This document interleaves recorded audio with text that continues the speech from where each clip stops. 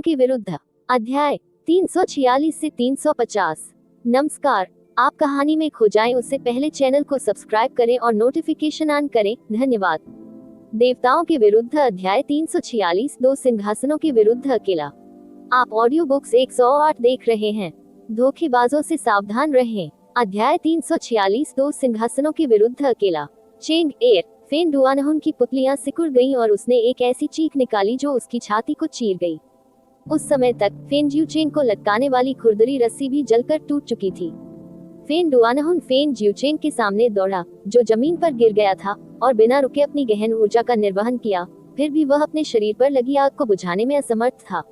वह केवल चौड़ी आंखों से देख सकता था, क्योंकि उसका अपना बेटा खो गया था। उनकी चीख पुकार के बीच उनका आखिरी संघर्ष, एक जीवित और सांस लेता इंसान उनकी ही आंखों के सामने जली हुई राख के ढेर में तब्दील हो गया था। फीनिक्स की आग की लपटें किसी भी सामान्य गहन आग से कहीं अधिक थी। कुछ ही समय में फेन ज्यूचेंग पूरी तरह से जल गया था, और यहाँ तक कि उसकी हड्डियां भी जलकर राख हो गई थी।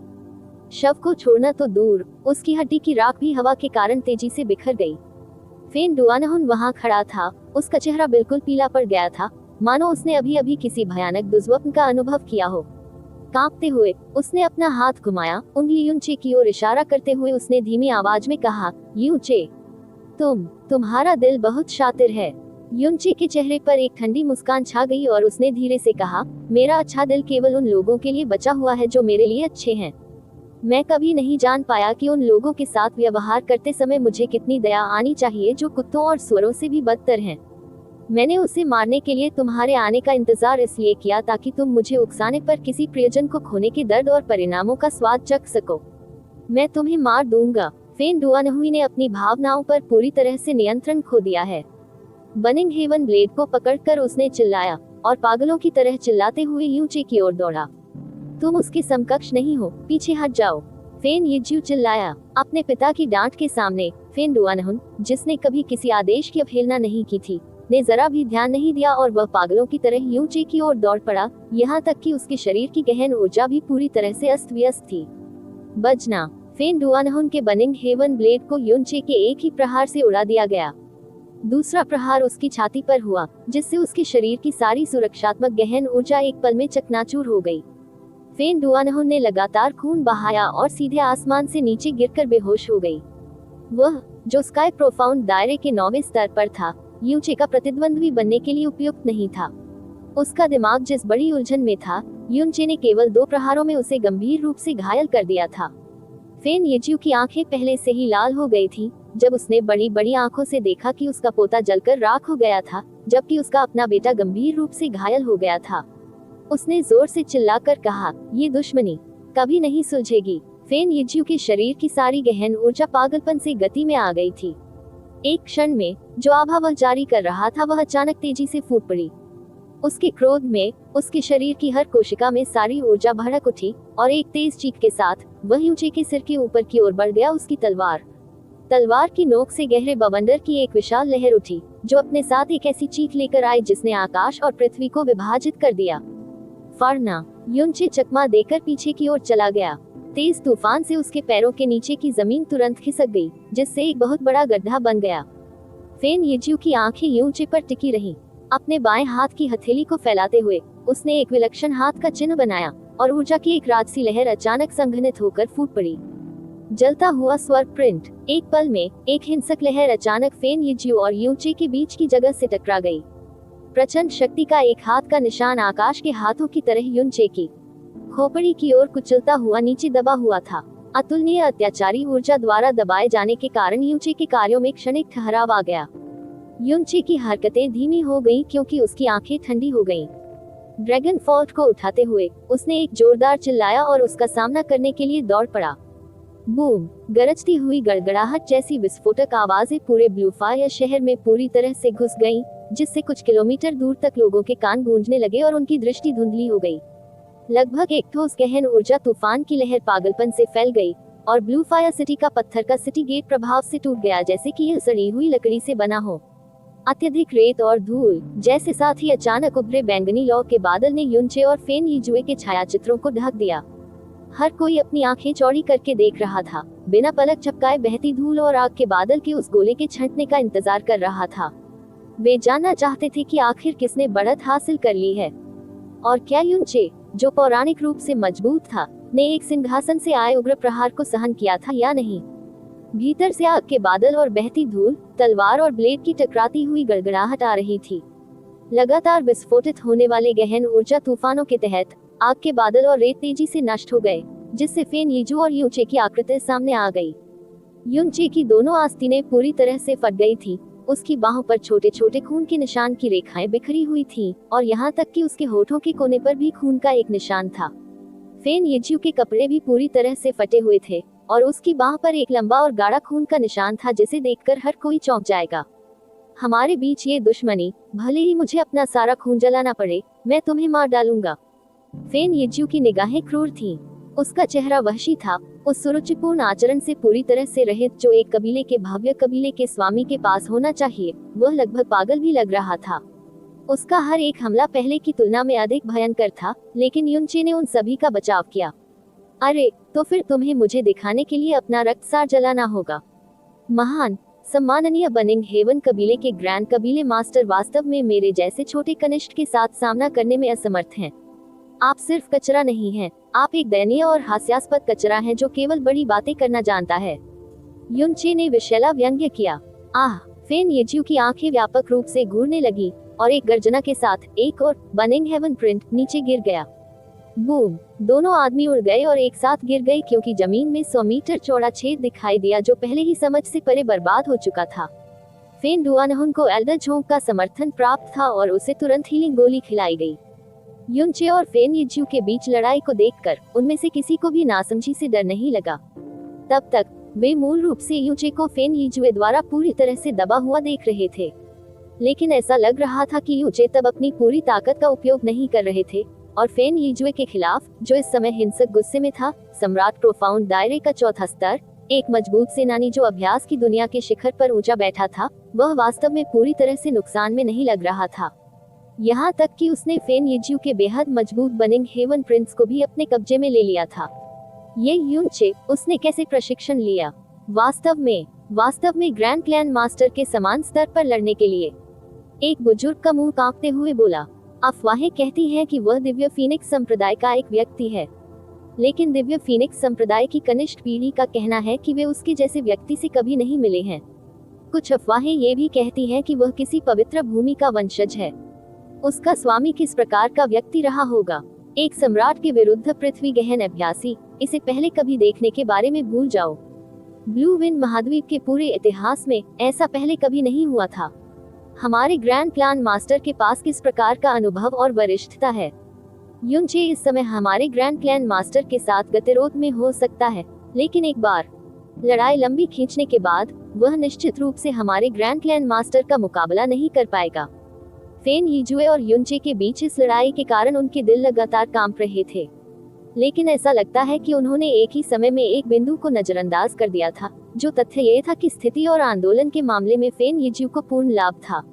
वह गहन ऊर्जा का उपयोग करके स्वतंत्र रूप से उड़ सकता था, लेकिन युनचे नहीं कर सका। इस अनुचित लड़ाई की स्थिति में उनके हमले की प्रभावशीलता में भी काफी कमी आई थी। पियर्सिंग सन ब्लेड, भले ही ब्लेड का शरीर आग से रहित था, फिर भी इस ब्लेड की ताकत बेहद भयानक थी। एब्सोल्यूट फ्लेम ब्लेड के कटाव पथ के बाद 100 मीटर से अधिक लंबी और अज्ञात गहराई की एक दरार जमीन पर फैल गई। युनचे के बाएं कंधे से लेकर उसकी बाईं पसली तक तुरंत खून की एक धार के रूप में खून बहने लगा, जिससे कोई भी देख सकता था कि हड्डियां लगभग फट गई थी। उसके कदम भी लड़खड़ाते हुए पीछे हट गए। यूं मौका लेते हुए चे का शरीर असंतुलित हो गया था। फेन यीजू तेजी से ऊपर से नीचे की ओर दौड़ा, और एक विशाल हाथ का निशान तिरछे तरीके से उसकी ओर बढ़ा। बनिंग सी प्रिंट, टकराना। ड्रैगन फोर्ट को भयावह शक्ति द्वारा जबरदस्ती एक तरफ धकेल दिया गया, और हाथ का निशान जिसने एक जबरदस्त ताकत को छुपाया था, युनचे की छाती पर मजबूती से टूट गया। युनचे का निचला शरीर तुरंत जमीन में धंस गया। उसके मुंह से खून का एक तीर निकला, क्योंकि उसका चेहरा भी पीलेपन के स्पर्श से रंगा हुआ था। इससे पहले कि फेन यीजू को बेतहाशा हंसने का मौका मिलता, उसकी दृष्टि में कुछ धुंधला हो गया, और युनचे वास्तव में अपने मूल स्थान से पहले ही गायब हो चुका था, क्योंकि ऊर्जा की एक लहर उसके बनिंग सी प्रिंट से भी अधिक हिंसक पहले से ही उसकी छाती की ओर बढ़ रही थी। जब फेन यीजू पानी पर था, युनचे अधिकांश समय केवल बचाव ही कर सकता था। उसके हमला करने के लिए दौड़ने का मौका लेते हुए ओवरलॉर्ड के रोश ने स्टार गॉड की ब्रोकन शेडो के साथ मिलकर फेन यीज्यू की छाती पर जोरदार प्रहार किया। भारी तलवार की ऊर्जा का तूफान जोर से उसकी छाती पर फटा। बूम! फेन यीज्यू की 2 पसलियां दरार के साथ टूट गईं और उसका शरीर 100 मीटर दूर उड़कर चूर चूर हो गया। उसकी छाती को पकड़कर उसके मुंह के कोने से खून बह निकला, जबकि उसने यूचे पर बुरी नजर डाली। तुम। यूचे की सांसें भारी थी, उसकी निगाहें ठंडी और भयावह थीं। अपने मुंह के कोने पर लगे खून के धब्बे को पोंछते हुए उसने ठंडे स्वर में कहा, आज जो मरेगा वह केवल तुम ही हो सकते हो। फेन यीज्यू ने खून से सना थूक उगल दिया और उदास स्वर में कहा, मुझे स्वीकार करना होगा कि आप वास्तव में एक महान प्रतिभाशाली व्यक्ति हैं। 20 साल का भी नहीं, फिर भी आप वास्तव में सिंहासन के साथ युद्ध कर सकते हैं। ब्लू विंड एम्पायर के इतिहास में आप नंबर 1 बनने के योग्य हैं। लेकिन आप शत्रु हैं। चूंकि आप शत्रु हैं, आप जितने अधिक विलक्षण होंगे, आपको उतना ही अधिक मरना होगा। भले ही आपकी ताकत चौंकाने वाली है, आप अभी भी बहुत छोटे हैं और पहले से ही थकावट के संकेत हैं। जैसे जैसे ये लड़ाई आगे बढ़ेगी, आप निश्चित रूप से मेरा मुकाबला नहीं कर पाएंगे। क्या ऐसा है? यूचे ठंडे स्वर में हंसा। उसके शरीर को सीधा करते हुए ड्रैगन फोर्ट के ऊपर ऊर्जा का एक भयानक क्षेत्र भर गया। क्या आप वास्तव में आश्वस्त हैं कि मेरी ताकत केवल अस्थायी रूप से आपके साथ भी है? ऐसा लगता है कि आप अपनी पूरी शक्ति का उपयोग कर रहे हैं, लेकिन मैंने अभी तक नहीं किया है। फेन यीज्यू थोड़ी देर के लिए ठिठक गई, फिर बेतहाशा तिरस्कार पूर्वक हंसी। आपकी आंतरिक ऊर्जा पहले से ही कमजोर है और आपकी गहन ऊर्जा पहले से ही अराजकता में है। फिर भी आप अभी भी इस तरह बेशर्मी से शेखी बघाड़ने की हिम्मत कर रहे हैं। कितना बड़ा मजाक है। चूंकि यही मामला है, तो मुझे आपकी तथाकथित पूरी शक्ति देखने दीजिए। इंद्रधनुष slicing blade, absolute flame blade से सभी दिशाओं में प्रकाश की किरणें गिरी और थोड़ी देर के लिए इसने आकाश से आने वाले प्रकाश को भी बाधित कर दिया। इससे पहले कि यह ब्लेड का वार गिरे, इसकी ताकत ने कई किलोमीटर दूर भीड़ को पहले ही महसूस करा दिया था कि उनका पूरा शरीर ठंडा हो गया है। इसी समय दूर से एक विस्फोटक गर्जना आई। कबीले मास्टर, मैं आपकी सहायता करूंगा। प्रचंड हवा चलने के कारण दक्षिण से रेत और धूल उड़कर आने लगी। भूरे रंग के कपड़े पहने एक बुजुर्ग व्यक्ति, जिसके हाथ में सुनहरा लंबा ब्लेड था, झपट्टा मारकर आया। इस व्यक्ति को देखकर बनिंग हेवन कबीले के सभी बुजुर्गों ने खुशी से आश्चर्य व्यक्त किया। सबसे बड़े बुजुर्ग फेन ज़िया को ध्वनि प्रसारण के माध्यम से यहाँ जो कुछ भी हुआ था उसके बारे में पता चल गया था। वह फेन यीजुए की तरफ लपका और वह आश्चर्यचकित रह गया, क्योंकि उसने देखा कि फेन यीजुए वास्तव में चोटों से ग्रस्त था। युनचे को गुस्से से घूरते हुए उसने उदास आवाज में कहा, इस लड़के ने हमारे संप्रदाय को नष्ट कर दिया, हमारे शिष्यों और बुजुर्गों को मार डाला और यहाँ तक कि युवा कबीले मास्टर को अपंग कर दिया और मार डाला। खून के इस भारी कर्ज की भरपाई के लिए उसकी 10,000 जानें भी पर्याप्त नहीं होंगी। मैं जानता हूँ कि क्लान मास्टर सेना में शामिल नहीं होना चाहता, लेकिन ये लड़का, मैं समझता हूँ आज हम हाथ मिलाएंगे और उसे यही मार गिराएंगे। उसे भागने का कोई भी मौका मत दो।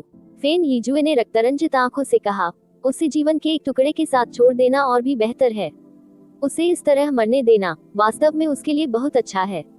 ठीक है, फेन ज़िया ने सिर हिलाते हुए जवाब दिया। एक आगे और एक पीछे, दोनों ने युनचे को बीच में रखते हुए घेर लिया। 2 अत्यंत शक्तिशाली सम्राट गहन आभाओं ने उसे कसकर बंद कर दिया। जो रेत और धूल हवा में बहकर आई थी, वे सभी बेहद भयानक ऊर्जा क्षेत्र के नीचे जम गईं और लंबे समय तक नीचे नहीं तैरी। ग्रैंड क्लान मास्टर और ग्रैंड एल्डर सेना में शामिल हो रहे हैं। इस बार यूचे निश्चित रूप से शामिल होंगे। मरना, ये शैतान, उसकी लाश के 10,000 टुकड़े किए जाने चाहिए। बनिंग हेवन कबीले के एक बुजुर्ग ने अपने पूरे चेहरे पर आक्रोश अंकित करते हुए कहा। सामने फेन येज्यू और उसके पीछे फेन ज़िया का सामना करते हुए ऐसा लगा मानो 15 लाख किलोग्राम वजनी धातु की प्लेट के 2 टुकड़े यूचे की छाती और पीठ पर जोर से दब गए हों। ड्रैगन फोर्ट को पकड़ने वाले उसके दोनों हाथ गुप्त रूप से कड़े हो गए, जैसे उसके माथे पर पसीना बहने लगा। उसकी 2 जोड़ी आंखें सर्दियों में वसंत ऋतु की तरह ठंडी थीं। वह एक साथ 2 महान सम्राट प्रोफाउंड्स के खिलाफ जा रहा था। ब्लू विंड साम्राज्य में, जहां सम्राट प्रोफाउंड अभ्यासकर्ता फीनिक्स पंख और किलीन सीन के समान दुर्लभ थे, ये व्यवहारिक रूप से एक ऐसी स्थिति थी जो कभी नहीं होगी। आज ये वास्तव में उसके साथ हुआ था, एक युवा जो केवल 19 वर्ष का था। चाहे आज वह पराजित हो या न मारा जाए, या शायद चमत्कारिक रूप से जीत भी जाए, किसी भी स्थिति में वह नीली हवा को सीधे उसके मूल तक हिला देगा। देवताओं के विरुद्ध अध्याय 347 चलते हुए देवता प्रिंट। आप ऑडियो बुक्स 108 देख रहे हैं। धोखेबाजों से सावधान रहें। अध्याय 347 चलते हुए भगवान प्रिंट। भले ही युनचे के लिए फेन यीजू से लड़ना बेहद मुश्किल था, लेकिन उसे फेन यीजू को हराने और यहाँ तक कि फेन यीजू की पूरी ताकत का पता लगाने के बाद उसे मारने का पूरा भरोसा था, क्योंकि उसके पास कई तुरुप के पत्ते थे जिनकी फेन यीजू कभी उम्मीद नहीं कर सकता था। लेकिन फेन जिया की उपस्थिति युनचे की उम्मीदों से बाहर थी, जिससे उसे पहले की तुलना में कहीं अधिक दबाव महसूस हुआ।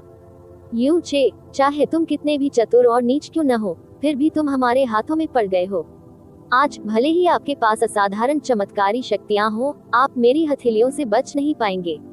मरना। फेन जिया ऊपर उड़ गया। उसके गोल्डन फ्लेम ब्लेड ने 9 मीटर लंबी फ्लेम चेन को ऊपर ला दिया और युनचे को फ्लेम चेन के भीतर बंद करने के इरादे से नीचे गिरा दिया। फेन यीजू भी जोर से दहाड़ने लगा। एब्सोल्यूट फ्लेम ब्लेड चमक के साथ खिल गया, क्योंकि ब्लेड की किरणें विस्फोटक रूप से बाहर निकली और सीधे युनचे के गले में जा लगी। दो महान सम्राट प्रोफाउंड्स की विशाल शक्ति ने एक साथ हमला करते हुए ब्लूफायर सिटी गेट के सामने बादलों और हवा को हिला दिया। आसमान में अचानक अंधेरा छा गया, मानो प्रलय का तूफान आने वाला हो। युनचे की आकृति हिल गई और तुरंत 4 अलग अलग दिशाओं में चलती हुई 4 आकृतियों में बदल गई।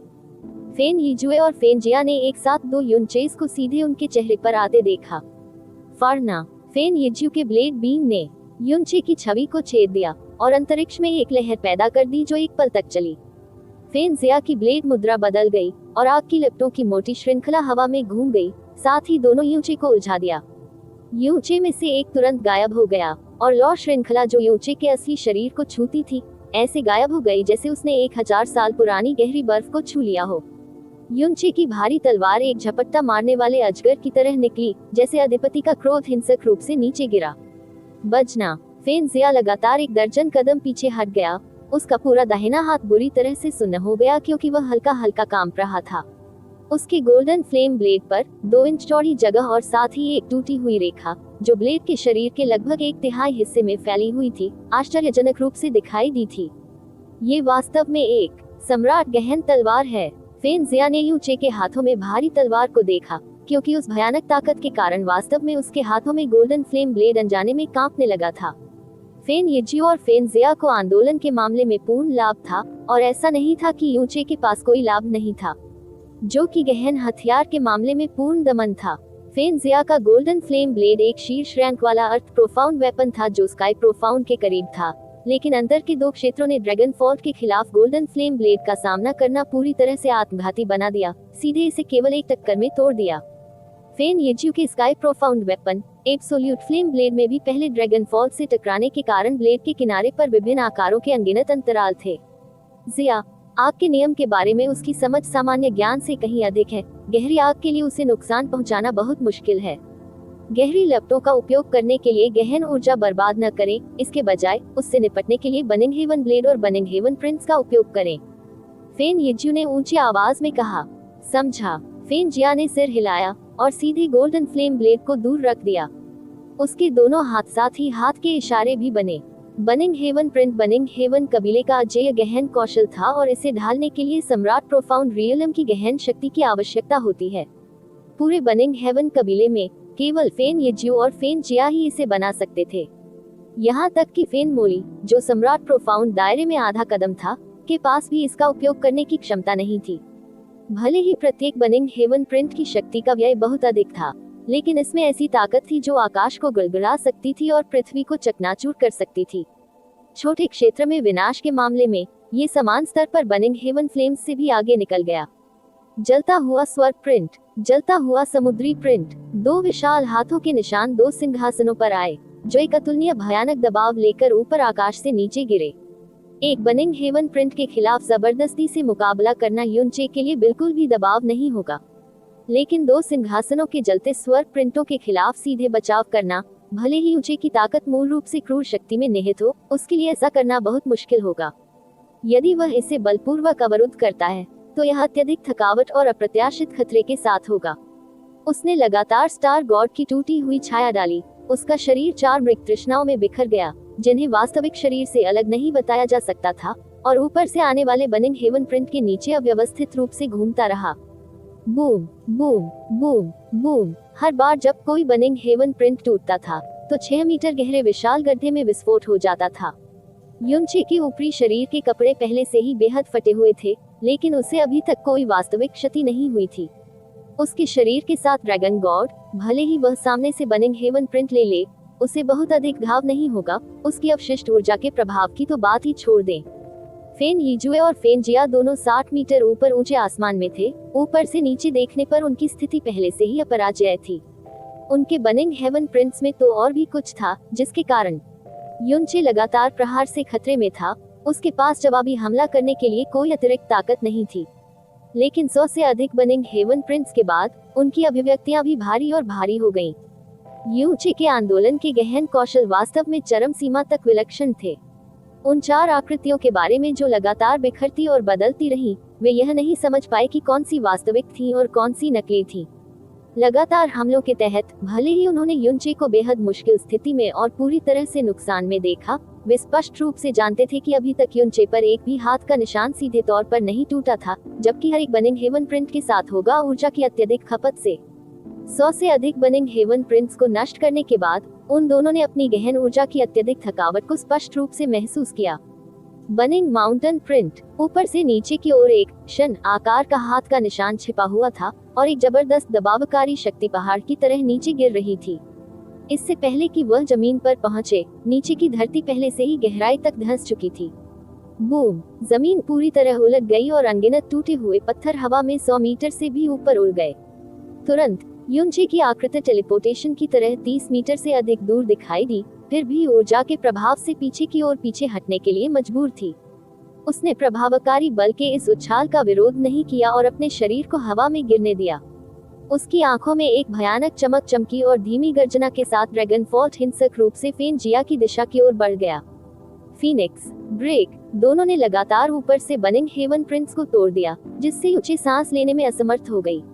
लेकिन उन्हें बिल्कुल उम्मीद नहीं थी कि युनचे, जिसे बनिंग माउंटेन प्रिंट द्वारा उड़ाया जा रहा था, वास्तव में अचानक पलटवार कर सकता है।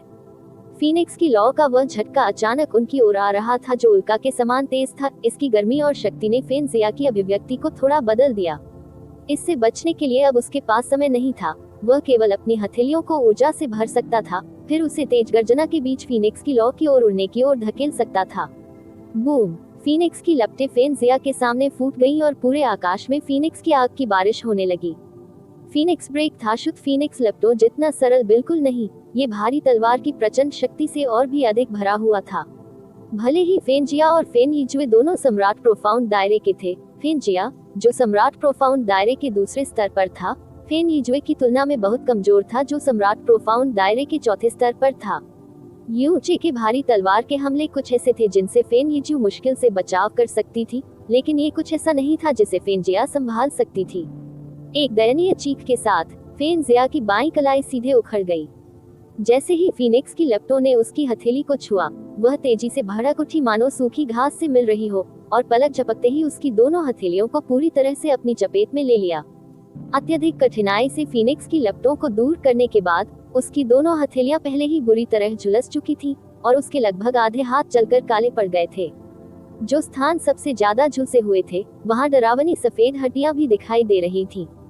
फेन जिया ने अपने पूरे जीवन में अग्नि आधारित गहन कलाओं का अभ्यास किया और गहन अग्नि के प्रति उनमें अत्यधिक प्रतिरोध था, फिर भी उन्हें ऐसी दयनीय स्थिति में पहुंचाया गया। यदि यह कोई और होता जिसने इस तरह जबरदस्ती फीनिक्स की लौ प्राप्त करने का साहस किया होता, तो शायद उनके दोनों हाथ इस हद तक जल जाते कि केवल हड्डियां ही बची होती। ये बववा तीव्र दर्द से गंभीर रूप धारण करते हुए फेन जिया ने तुरंत अपने हाथों को गहन ऊर्जा से लपेट लिया।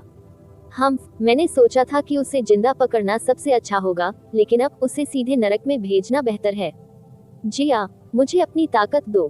फेन जिया की चोट की स्थिति पर नजर डालते हुए फेन यीजू ने गंभीरता से कहा। फेन जिया थोड़ी देर के लिए ठिठक गई, फिर समझ गई कि उनका क्या मतलब था। अपनी दोनों हथेलियों को ऊपर उठाते हुए उसने बिना किसी संपर्क के फेन यीजुए की पीठ को दबाया और बिना किसी रोक टोक के अपनी गहन ऊर्जा फेन यीजुए के शरीर में डाल दी। बच्चे, तुमने वास्तव में मुझे घायल करने का साहस किया है। इस बार मैं तुम्हें टुकड़े टुकड़े कर दिए जाने की कीमत चुकाऊंगा। फेन जिया ने बुरी तरह से दहाड़ते हुए नीचे यूचे को देखा। फेन यीजुए, जो फेन जिया के सामने था, ने अपनी हथेलियां पकड़ ली क्योंकि उसके शरीर की सारी ऊर्जा पागलपन से बढ़ गई थी। उसके शरीर की सतह पर आश्चर्यजनक रूप से लाल रंग की चमक उभरी। उसे देखने पर ऐसा लग रहा था जैसे खून रिस रहा हो। अत्यधिक भयानक दबाव की लहर ने नीचे के स्थान को भी जकड़ लिया और इस दबाव के कारण कुछ 100 मीटर के भीतर सब कुछ पूरी तरह से स्थिर हो गया। क्या ऐसा हो सकता है? क्या ऐसा हो सकता है? फेन येज्यू की उपस्थिति ने बनिंग हेवन कबीले के सभी बुजुर्गों को एक साथ किंवदंतियों में उस परम गहन कौशल के बारे में सोचने पर मजबूर कर दिया और एक पल के लिए वे सभी इस हद तक उत्साहित हो गए कि उनके पूरे शरीर कांप उठा। उनकी आंखें यथासंभव चौड़ी हो गईं और एक बार भी पलक झपकाने की हिम्मत नहीं हुई। किसी भी पल को चूक जाने का डर था जो अगले घटित होगा। जल रहा हूँ, भगवान, छापो, डेविल स्पॉन, अपनी मौत से मिले। फेन येज्यू ने विस्फोटक ढंग से गर्जना की और खून से लाल हाथ का निशान फूट गया। तेजी से नीचे आते ही उसका विस्तार हुआ। पलक झपकते ही इसने पहले ही ऊपर की पूरी जगह को भर दिया था, मानो पूरा आकाश उल्टा हो गया हो। न केवल इस गहन प्रिंट की शक्ति पहले से कई गुना अधिक हो गई, बल्कि इसने लगभग 300 मीटर की जगह भी घेर ली। भले ही युनचे ने लगातार स्टार गॉड की ब्रोकन शेडो का उपयोग किया हो, वह बच नहीं पाएगा। लगातार कई कदम पीछे हटते हुए उसने खून के रंग के हाथ के निशान को दृढ़ता से देखा, जो उसकी आंखों में एक गहरी विभत्सता के रूप में तेजी से करीब आता जा रहा था। धीमी दहाड़ के साथ एक ड्रैगन की चीख और एक भेड़िए की चीख आकाश में गूंज उठी जब एक स्काई वुल्फ स्लैश हवा की ओर उड़ा। गड़गड़ाहट। स्काई वुल्फ की छवि खून के रंग के गहरे प्रिंट पर टकरा गई और विशाल खून के रंग के गहरे प्रिंट को हवा में ही रोक दिया। इस दृश्य ने फेन येज्यू और फेन जिया दोनों को सदमे की अभिव्यक्ति दिखाए, क्योंकि उनके पूरे शरीर में गहन ऊर्जा बढ़ गई जो बनिंग गॉड प्रिंट में प्रवाहित हो रही थी। Crackle crackle crackle. एक छोटे से स्टॉल के बाद बनिंग गॉड प्रिंट एक बार फिर नीचे की ओर धकेला गया। धीरे धीरे स्काई वुल्फ की छवि को थोड़ा थोड़ा करके निकलता गया और इस पूरी प्रक्रिया में बनिंग गॉड प्रिंट भी धीरे धीरे सिकुड़ रहा था, लेकिन सिकुड़ने की गति भेड़िए की छवि के गिरने की गति से स्पष्ट रूप से ऊपर थी। अंत में जब स्काई वुल्फ की छवि पूरी तरह से नष्ट हो गई और बनिंग गॉड प्रिंट अभी भी लगभग 1/3 था, इसका आकार अचानक गिर गया। ये युनचे के शरीर पर जा गिरा। प्रचंड ऊर्जा ने बेरहमी से उसकी सुरक्षात्मक गहन ऊर्जा को तोड़ दिया और उसके शरीर में घुस गई। ऐसा शोर हुआ मानो कोई चादर फट रही हो और युनचे के ऊपरी शरीर के कपड़े पूरी तरह से फट गए। उसके मुंह, छाती और कंधों के भीतर से क्रमशः रक्त की धारा बह निकली। उसका पूरा शरीर जमीन के नीचे बुरी तरह कुचला गया, फिर ऊपर बहने के बाद गिरे रेत और पत्थर से गहराई तक दब गया। दूर से स्तब्ध कर देने वाली चीखों की लहर आ गई। युनचे, जो शुरुआत से ही सम्राट प्रोफाउंड रियलम की ताकत से नहीं हारा था, आखिरकार इस बार बुरी तरह हार गया। वह हाथ का निशान बहुत भयावह था। इसने उन्हें गहराई से विश्वास दिलाया कि पूरी ब्लू विंड में कोई भी इसके खिलाफ बचाव नहीं कर सकता। क्या युनचे, स्वर्ग का आशीर्वाद प्राप्त कौतुक जिसने इतिहास को तोड़ दिया, इस बार सचमुच गिर गया है? दबी हुई युनचे के नीचे की जमीन को देखते हुए फेन येज्यू ने धीरे से अपनी हथेली पीछे खींच ली। फेन जिया ने भी अपनी भुजाएं नीचे कर ली और भौहें चढ़ाते हुए कहा, वास्तव में बनिंग गॉड प्रिंट की लगभग 70% शक्ति को बलपूर्वक नष्ट करने के लिए ये बब्बा बस एक राक्षस है, लेकिन 30% शक्ति वाले बनिंग गॉड प्रिंट को खाना भी पर्याप्त है। उसके सारे अंग फट जाएंगे।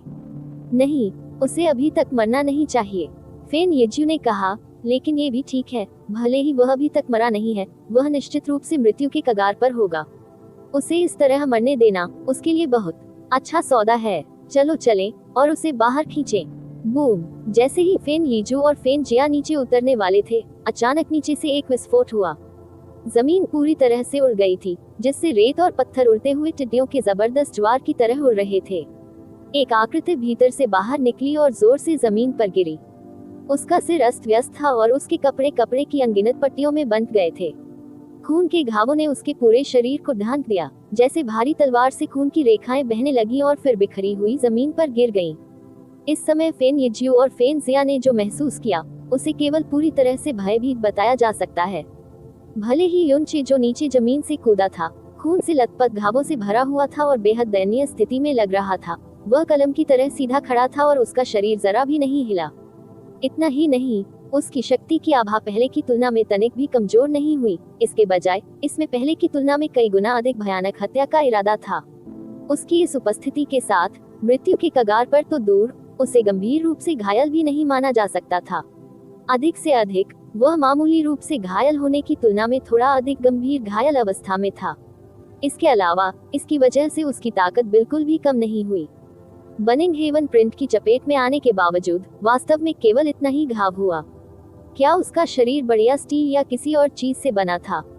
दो महान सिंहासनों की अत्यंत स्तब्ध निगाहों के बीच युनचे ने धीरे से अपना सिर उठाया। उसकी आंखों से अत्यंत भयानक, क्रूर और तीक्ष्ण आभा निकल रही थी। तुमने सफलतापूर्वक मुझे क्रोधित कर दिया है। देवताओं के विरुद्ध अध्याय 348 सिंहासन का विनाश। आप ऑडियो बुक्स 108 देख रहे हैं। धोखेबाजों से सावधान रहें। अध्याय 348 सिंहासन का विनाश। युनचे के पूरे शरीर से चौंकाने वाली शत्रुतापूर्ण हवा निकली। वह वास्तव में क्रोधित था। स्काई वुल्फ स्लैश उसका सबसे मजबूत मारक झटका था और इसकी शक्ति ओवरलॉर्ड्स फ्यूरी और फॉलिंग मून सिंकिंग स्टार से कहीं अधिक थी। आज से पहले जब भी स्काई वुल्फ स्लैश को छोड़ा जाता था, वह हमेशा किसी भी चीज को तोड़ देता था और कोई भी उसकी धार को कुंद नहीं कर सकता था। लेकिन आज उसका स्काई वुल्फ स्लैश पहली बार पूरी तरह से दबा दिया गया था और उसे पूरी तरह से चिथड़े चिथड़े हालत में जमीन पर पटक दिया गया था। उनके शरीर पर विभिन्न आकारों के घावों की संख्या 30 से अधिक हो गई थी और यहाँ तक कि उनके अंदरूनी हिस्से को भी काफी नुकसान पहुंचा था। मैं तुम्हें अभी मार डालूंगा, पुर्गेटरी। एक तेज दहाड़ के साथ युनचे की आंखों पर अचानक खून की लाल रोशनी की परत छा गई। तुरंत उसके शरीर के सभी घाव खुल गए और सभी दिशाओं में खून फैल गया। उनकी गहन ऊर्जा आभा भी इस समय तेजी से बढ़ी थी। जैसे ही फेन यीजुए और फेन जिया फिर से हमला करने वाले थे, उन्हें अचानक युनचे के शरीर से आने वाली आभा में बदलाव महसूस हुआ और साथ ही वे अचंभित रह गए। पहले की लड़ाई के दौरान उसने स्पष्ट रूप से अपनी सारी ताकत का इस्तेमाल किया था और यहाँ तक कि लगातार चोटें लगी। लेकिन इस समय आभा वास्तव में तेजी से बढ़ गई थी, इस हद तक कि फेन यीजू को भी गहरा विस्मय महसूस हुआ। क्या ऐसा हो सकता है कि उसने किसी प्रकार की निषिद्ध गुप्त कलाओं का प्रयोग किया हो? फेन जिया ने गंभीर स्वर में कहा। ऐसा ही होना चाहिए। शायद उसने अपने रक्तसार को प्रज्वलित कर दिया था।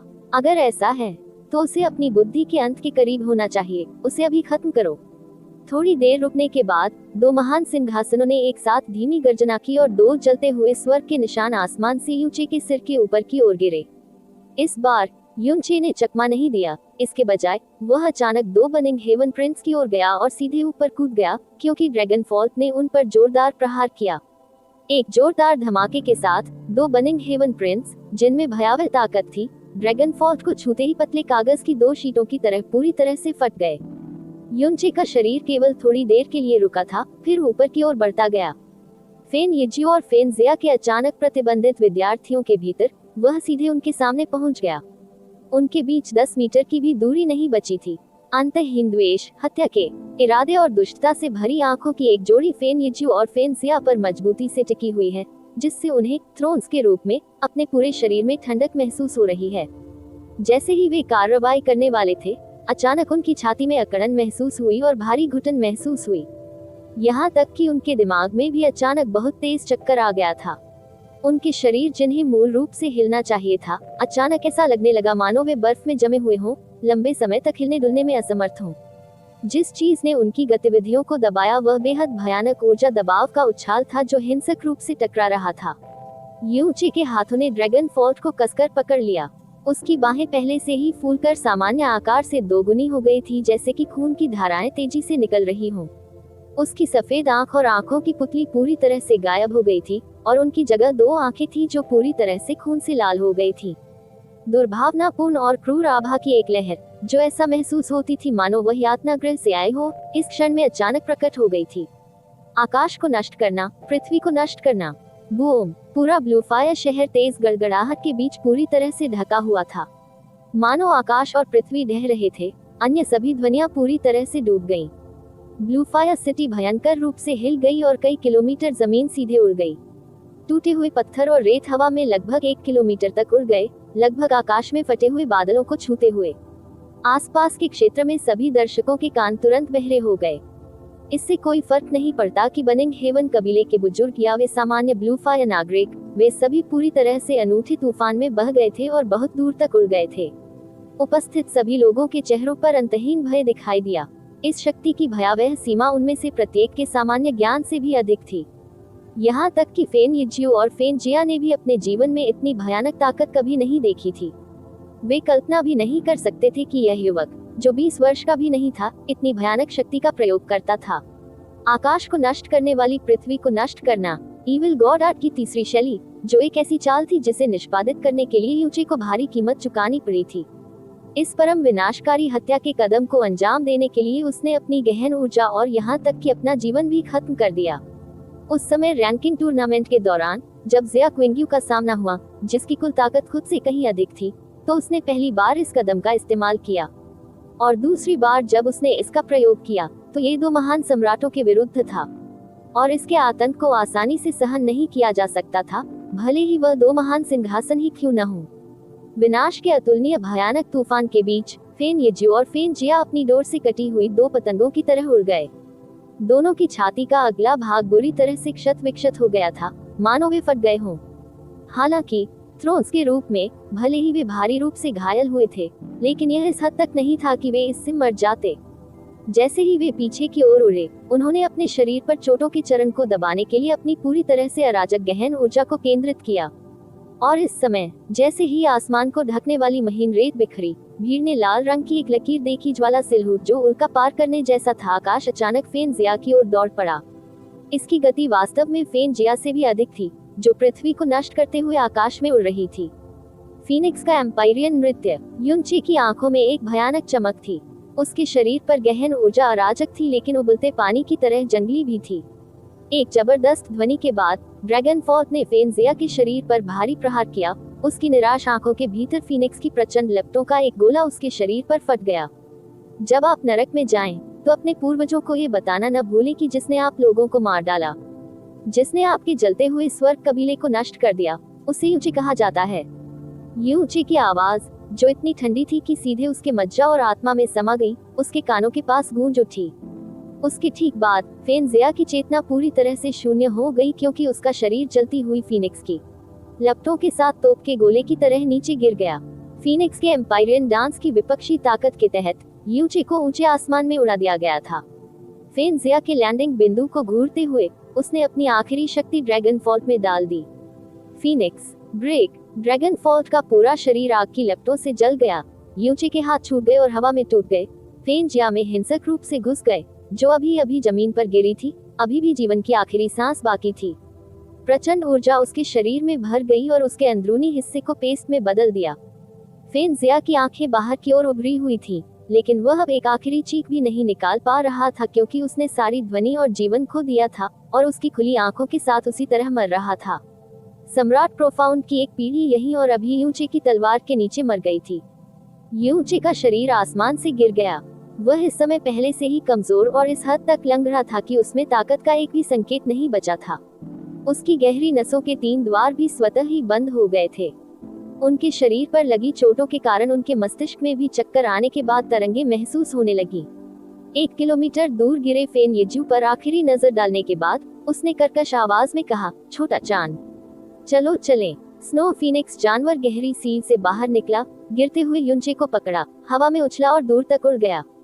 बनिंग हेवन कबीले के कुछ बुजुर्ग उनका पीछा करना चाहते थे, लेकिन स्नो फीनिक्स की गति ऐसी कैसे थी जिसे वे पकड़ सकते थे। वे केवल ये देख सकते थे कि स्नो फीनिक्स तेजी से उनकी दृष्टि रेखा से इतनी तेज गति से गायब हो गया, जो उनकी दृष्टि से कहीं अधिक तेज थी। बड़े बुजुर्ग। फिर भी जब वे फेन जिया के शरीर के पास आए, तो उन्होंने पाया कि उसके सभी अंग पहले ही पूरी तरह से नष्ट हो चुके थे। उसमें जीवन का लेश मात्र भी लक्षण नहीं बचा था। कुछ बुजुर्गों को लगा कि उनकी दृष्टि धुंधली हो गई है। वे मौके पर ही लगभग बेहोश हो गए। उनके मुंह से अधिक दुखी और शोक संतप्त चीखें निकल रही थीं। सबसे बड़े बुजुर्ग की दुखद मृत्यु, ये कुछ ऐसा था जो बनिंग हेवन कबीले के इतिहास में कभी नहीं हुआ था। यहाँ तक कि एक सम्राट प्रोफाउंड विशेषज्ञ की हत्या भी कुछ ऐसी थी जो ब्लू विंड साम्राज्य के पूरे इतिहास में लगभग कभी नहीं हुई थी। ऐसा इसलिए था क्योंकि सम्राट प्रोफाउंड क्षेत्र सच्चे अर्थों में नीली हवा का शिखर था। इस दायरे में पहुंचने पर दुनिया को अद्वितीय रूप से नीची दृष्टि से देखना पहले से ही पर्याप्त होगा। यदि दोनों सम्राट प्रोफाउंड दायरे में होते, तो शायद एक को हराया जा सकता था, लेकिन मूल रूप से मारा नहीं जा सकता था। फेन येजियो की गहन ताकत फेन जिया से 2 रैंक ऊपर थी, और हालांकि वह फेन जिया को हरा सकता था, लेकिन फेन येजियो के लिए उसे मारना बेहद मुश्किल होगा। 4 प्रमुख संप्रदाय ब्लू विंड साम्राज्य के भीतर इतने वर्षों तक टिके रहने का मुख्य कारण इन 4 प्रमुख संप्रदायों के भीतर मौजूद सिंहासनों के कारण था। भले ही स्काई प्रोफाउंड क्षेत्र ब्लू विंड की गहन खेती की दुनिया के भीतर एक अत्यंत उच्च क्षेत्र था, ये निश्चित रूप से ऐसा कुछ नहीं था जिसे केवल 4 प्रमुख संप्रदाय ही बढ़ावा दे सकते थे। ब्लू विंड एम्पायर के कई बहुत शक्तिशाली महान संप्रदाय स्काई प्रोफाउंड विशेषज्ञ पैदा कर सकते हैं, यहाँ तक कि ब्लू विंड प्रोफाउंड पैलेस भी शामिल है, जिसके पास कई स्काई प्रोफाउंड विशेषज्ञ थे। लेकिन सम्राट प्रोफाउंड दायरे के मजबूत प्राणी हमेशा और केवल 4 प्रमुख संप्रदायों के भीतर ही प्रकट हुए थे। 4 प्रमुख संप्रदायों के पास मौजूद सम्राट गहन विशेषज्ञ उनके संप्रदायों के वास्तविक और सच्चे आधार और संरक्षक थे। किसी संप्रदाय के पास मौजूद प्रत्येक अतिरिक्त सिंहासन के लिए इसका मतलब होगा कि पूरे संप्रदाय की ताकत होगी एक स्तर ऊपर उठाया। यही कारण है कि जब चू यूचेन ने रैंकिंग टूर्नामेंट के दौरान अपने सिंहासन की ताकत का प्रदर्शन किया तो अन्य 3 संप्रदायों की प्रतिक्रियाएं इतनी उग्र थीं। इसके विपरीत, यदि एक सिंहासन गिर गया तो पूरे संप्रदाय की स्थिति लंबवत रूप से नीचे गिर जाएगी। 4 प्रमुख संप्रदायों के बीच असली धमकी देने वाली शक्ति हमेशा सम्राट प्रोफाउंड दायरे के विशेषज्ञों से आई थी। एक को खोना बड़ी मात्रा में खतरे को खोने जैसा होगा। भले ही यूचे ने स्काई प्रोफाउंड दायरे के 30 से अधिक बुजुर्गों और मंडप मालिकों को मार डाला था, लेकिन इसकी तुलना बनिंग हेवन कबीले की नींव को नष्ट करने से नहीं की जा सकती। कुछ दर्जन वर्षों को देखते हुए बनिंग हेवन क्लान कुछ दर्जन स्काई प्रोफाउंड अभ्यासकर्ताओं को फिर से विकसित करने में सक्षम होगा। ग्रैंड क्लान मास्टर और ग्रैंड एल्डर के साथ ब्लू विंड एम्पायर के भीतर किसी भी संप्रदाय के पास तब कदम उठाने की हिम्मत नहीं होगी जब वे कमजोर हों, क्योंकि 2 सिंहासनों के साथ एक हताश लड़ाई हेवनली स्वॉर्ड विला जैसे विशाल को बनाने के लिए भी पर्याप्त थी। भारी कीमत। ग्रैंड एल्डर की दुखद मौत पूरे बनिंग हेवन कबीले पर एक बेहद भारी प्रभाव थी। उन्होंने कभी सोचा नहीं था और कभी विश्वास नहीं किया कि यूनचे के पास वास्तव में उनके संप्रदाय के सबसे बड़े बुजुर्ग को मारने की शक्ति थी। जलते हुए स्वर्ग कबीले के बुजुर्ग जो फेन जिया की लाश के पास घुटने टेके थे, सभी उदास और रो रहे थे। फेन यीजुए, जो बुरी तरह घायल हो गया था, आखिरकार बेहतरी की सांस लेने में सक्षम हो गया। भयानक चेहरे के साथ उसने अपनी छाती को अपने हाथ से ढांक लिया और कमजोर आवाज में कहा, जिया कैसी है? उसके बगल में बनिंग हेवन बुजुर्ग का चेहरा आंसुओं से भरा हुआ था और उसने कर्कश आवाज में उत्तर दिया, बड़े बुजुर्ग, वह स्वर्ग चले गए हैं। फेन यीजू का पूरा शरीर अकड़ गया, फिर जोर से कांपने लगा। फेन जिया की लाश को दूर से देखते हुए उसके भयानक पीले होंठ कांप रहे थे और वह बोल रहा था, मुझे वापस संप्रदाय में ले चलो। पीएफएफ। फेन यीजू के मुंह से ताजा खून का एक बड़ा कौर तेजी से निकला। बड़ों की चीख पुकार के बीच उसका सिर एक तरफ झुक गया और वह वहीं बेहोश हो गया। स्नो फीनिक्स बीस्ट के साथ यूचे बहुत दूर चला गया था और कोई नहीं जानता था कि वे अब कहाँ थे। बेहोश फेन डुआनहुन और फेन यीजू के साथ साथ फेन जिया की लाश को ले जाते समय बनिंग हेवन कबीले के विभिन्न बुजुर्ग उदास भावों के साथ बनिंग हेवन कबीले की दिशा में उड़ गए। केवल दर्शकों की भीड़ बची थी जो अंतहीन सदमे से खुद को वास्तविकता में वापस नहीं ला सके। उनमें से कई बचे हुए लहरों से हल्के या भारी रूप से घायल हो गए थे, लेकिन वे अपने शरीर पर दर्द को बिल्कुल भी महसूस नहीं कर सके क्योंकि उनके सिर पूरी तरह से उन दृश्यों से भरे हुए थे जो उन्होंने पहले व्यक्तिगत रूप से देखे थे। ब्लूफायर सिटी का 60 मीटर चौड़ा और 30 मीटर लंबा पत्थर का गेट गायब हो गया था। शहर की दीवारों का एक बड़ा हिस्सा ढह गया। शहर के दक्षिण में भूमि का एक बड़ा हिस्सा इस हद तक नष्ट हो गया कि यह कथनीय रूप से दयनीय हो गया, जैसे कि यह अभी युद्ध से गुजरा हो। रात के आकाश में तारों की तरह विशाल गड्ढे हर जगह बिखरे हुए थे, जिनमें से सबसे बड़ा गड्ढा 100 मीटर से अधिक गहरा और 300 मीटर से अधिक चौड़ा था। ब्लूफायर सिटी के मेयर द्वारा पहने गए कपड़े काफी समय पहले पूरी तरह भीग चुके थे। ब्लूफायर सिटी का मोर्चा अंततः शांति में लौट आया था, लेकिन उसका दिल अभी भी धड़क रहा था जैसे कि वह उसकी छाती से बाहर कूद जाएगा। उसने अपने माथे पर आए ठंडे पसीने को जोर से पोंछा। उसे पूरा यकीन था कि ब्लूफायर सिटी अब से बहुत लंबे समय के लिए पूरे ब्लू विंड साम्राज्य का केंद्र बन जाएगा। जल्द ही पूरे देश में हवा में एक बड़ा बदलाव आएगा। देवताओं के विरुद्ध अध्याय 349 चलते हुए स्वर्ग कुलों से सहायता का अनुरोध। आप ऑडियो बुक्स 108 देख रहे हैं। धोखेबाजों से सावधान रहें। अध्याय 349 चलते हुए स्वर्ग कबीले का सहायता हेतु अनुरोध। आज का बनिंग हेवन कबीला अब पहले जैसा राजसी और प्रतिष्ठित नहीं रहा, खासकर जब उनके ग्रैंड क्लान मास्टर के गंभीर रूप से घायल होने और ग्रैंड एल्डर फेन जिया के यूचे के हाथों मरने की खबर आई। पूरा बनिंग हेवन कबीला भयभीत माहौल में डूबा हुआ था। कबीले के शिष्य घबराए हुए थे और उनके दिल और दिमाग में बेचैनी के बीच उन सभी को विनाश की हल्की गंध आ रही थी। भले ही यह आपदा यहीं और अभी रुक गई हो, अब से बनिंग हेवन कबीला 4 प्रमुख का खिताब बरकरार रखने के लिए बिल्कुल भी योग्य नहीं होगा। Heavenly sword villa, frozen cloud ash gourd और जियोसेक्ट के समान स्तर पर संप्रदाय। बनिंग हेवन मेन पवेलियन में फेन येज्यू अभी अभी उठा था। फेन डुआनहुन और बचे हुए सभी बुजुर्ग और मंडप मास्टर सभी यहाँ एकत्र हुए थे। सभी के चेहरे पूरी तरह से उदासी और दुख से भरे हुए थे। हर बार जब वे यूचे से लड़ते थे तो उन्हें हमेशा पता चलता था कि उन्होंने एक बार फिर यूचे की ताकत को कम करके आंका है। हर बार जब वे पूरे विश्वास के साथ सोचते थे कि वे निश्चित रूप से यूचे को मार सकते हैं, तो दूसरा पक्ष उन्हें एक भयानक परिणाम देगा। और यूचे नाम अब उनके दिलों में भी सबसे भयावह दुस्वप्न बन चुका था। पिताजी, आपकी चोटें कैसी हैं? फेन डुआनहुन ने एक कदम आगे बढ़ाया और पूछा। उसकी आवाज में शक्तिहीनता की गहरी भावना प्रकट हुई। उनके लिए एकमात्र चीज जिसे सांत्वना देने वाली माना जा सकता था वह ये थी कि यूचे को भी इसी तरह भारी चोटें लगी थी। अन्यथा वो तुरंत भागने का विकल्प नहीं चुनता। अभी मरने की स्थिति नहीं है। खांसी खांसी खांसी। जैसे ही फेन येज्यू ने अपना मुंह खोला, उसे थोड़ी देर के लिए जोर जोर से खांसी होने लगी। हर एक खांसी से खून के टुकड़े पर टुकड़े निकलेंगे। यूचे के उस एक आकाश को नष्ट करने वाली, पृथ्वी को नष्ट करने वाली चाल ने आसानी से उसकी सभी गहन शक्ति रक्षा को चकनाचूर कर दिया, जिससे उसके सभी आंतरिक अंग बहुत अधिक स्थानांतरित हो गए और क्षतिग्रस्त हो गए। चोट की स्थिति इतनी गंभीर थी कि सम्राट प्रोफाउंड रियलम की शक्ति के बावजूद भी इसे पूरी तरह से ठीक होने में कम से कम 3 महीने लगेंगे। ग्रैंड क्लान मास्टर, कुछ बुजुर्ग जल्दी से उठे और फेन येज्यू के पक्ष को घेर लिया। मत करो, मेरी बात पर ध्यान मत दो, मैं ठीक हूँ। फेन येज्यू ने चोटों को दबाने के लिए गहरी ऊर्जा का इस्तेमाल किया, फिर अपना सिर उठाया क्योंकि उसकी निगाहों में गहरी क्रूरता और शीतलता दिखाई दे रही थी। मैंने यूचे की ताकत का गलत अनुमान लगाया है।